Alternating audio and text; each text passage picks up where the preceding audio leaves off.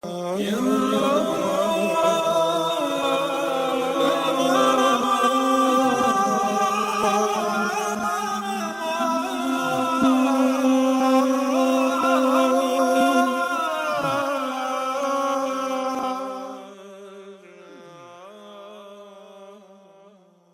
دیکھ رہے ہیں سچے واقعات۔ اس واقعے میں آپ اس شخص کا احوال سنیں گے جس نے حضرت عثمان غنی رضی اللہ تعالی عنہ کو قتل کیا، اور حضرت عثمان غنی رضی اللہ تعالی عنہ نے اسے کیا بددعا دی۔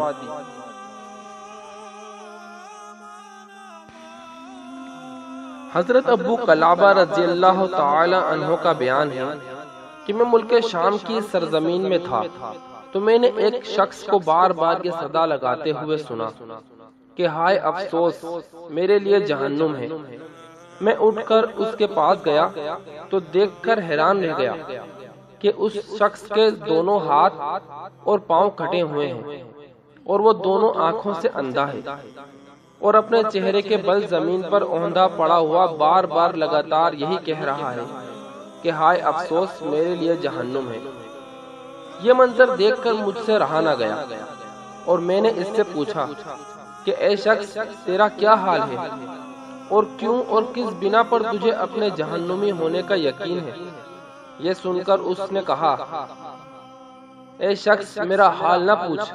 میں ان بد نصیب لوگوں میں سے ہوں جو امیر المومنین حضرت عثمان غنی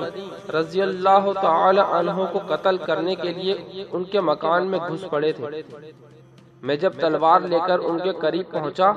تو ان کی بیوی صاحبہ نے مجھے ڈانٹ کر شور مچانا شروع کر دیا، تو میں نے ان کی بیوی صاحبہ کو ایک تھپڑ مار دیا۔ یہ دیکھ کر امیر المومنین حضرت عثمان غنی رضی اللہ تعالی عنہ نے یہ دعا مانگی کہ اللہ تعالیٰ تیرے دونوں ہاتھوں اور دونوں پاؤں کو کاٹ ڈالے اور تیری دونوں آنکھوں کو اندھی کر دے اور تجھ کو جہنم میں جھونک دے۔ اے شخص، میں امیر المومنین رضی اللہ تعالی عنہ کے پرجلال چہروں کو دیکھ کر اور ان کی اس قاہرانہ دعا کو سن کر کانپ اٹھا اور میرے بدن کا ایک ایک رونگٹا کھڑا ہو گیا اور میں خوف اور دہشت سے کانپتے ہوئے وہاں سے بھاگ نکلا۔ امیر المومنین رضی اللہ تعالی عنہ کی 4 دعاؤں میں سے 3 دعاؤں کی زد میں تو آ چکا ہوں۔ تم دیکھ رہے ہو کہ میرے دونوں ہاتھ اور دونوں پاؤں کٹ چکے ہیں اور دونوں آنکھیں اندھی ہو چکی ہیں۔ اب صرف چوتھی دعا یعنی میرا جہنم میں داخل ہونا باقی رہ گیا ہے، اور مجھے یقین ہے کہ یہ معاملہ بھی یقیناً ہو کر رہے گا۔ چنانچہ اب میں اسی کا انتظار کر رہا ہوں اور اپنے جرم کو بار بار یاد کر کے نادم و شرمسار ہو رہا ہوں